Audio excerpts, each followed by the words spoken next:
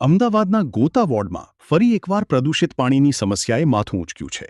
સ્થાનિકોના જણાવ્યા મુજબ નર્મદાની પાણીની લાઇનમાં જોડાણ થયા બાદ અનેક વિસ્તારોમાં દુર્ગંધયુક્ત અને પ્રદૂષિત પાણી આવવાની ફરિયાદો ઉઠી છે. ગોતાની અંદાજે 8 સોસાયટીઓમાં આ સમસ્યા સામે આવી છે, જેમાં અરિસ્ટોબ્લિસ, શ્રી હોમ્સ, આનંદ સિફાયર, એરિસ્ટા આલમય અને વિક્ટરી સનરાઇઝ સહિતની સોસાયટીઓનો સમાવેશ થાય છે. પ્રદૂષિત પાણીના કારણે સોસાયટીના બોર્ડ પર સૂચના લગાવી રહીશોને પાણી પીતા પહેલા સાવચેતી રાખવા અપીલ કરવામાં આવી છે. ઘણા રહીશોએ નર્મદાના પાણીમાંથી દુર્ગંધ આવતી હોવાની ફરિયાદ કરી છે. શું કહે છે ચેરમેન? આવો સાંભળો.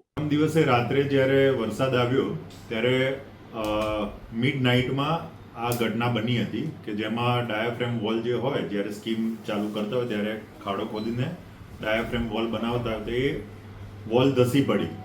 એની બાજુમાં કોઈ કાર પાર થયેલી હતી તો એ કાર પણ ત્યાં સાઈડમાં પડેલી હતી તો એ પણ ઘસારાના લીધે તો એ પણ અંદર ખાડામાં ધસી ગઈ. હવે જે બિલ્ડરના કહેવા પ્રમાણે જે એમ કહે છે કે કોર્પોરેશન ને પહેલાં જ્યારે ડ્રેનેજની કોઈ લીકેજ હતું ત્યાં આગળ, તો કોર્પોરેશને કામ પૂરું કરેલું હતું અને પછી મંજૂરી આપી હતી ડાયાફ્રેમની, કે ડાયાફ્રેમ વોલ એમને બનાવી હતી.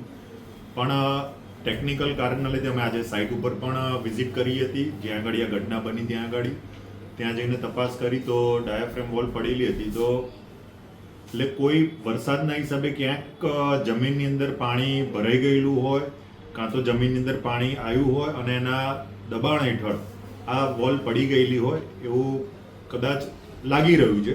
પણ એની ટેકનિકલ તપાસ અમારા એન્જિનિયરિંગ વિભાગ અને એસ્ટેટ વિભાગને અમે કીધું છે કે એની ટેકનિકલ તપાસ કરીને એના નમૂના પણ લેવા માટે જાણ કરી છે. બેદરકારી કોની છે અને શું કાર્યવાહી થશે? બેદરકારી કોની છે એના માટે જ તપાસ કરવાનું આપણે એસ્ટેટ વિભાગ અને એન્જિनियरिंग विभाग ने કીધેલું છે. ऐसे ही अन्य खबरों के लिए चैनल को सब्सक्राइब कीजिए. खबरों का नोटिफिकेशन पाने के लिए बेल आइकॉन को जरूर दबाएं.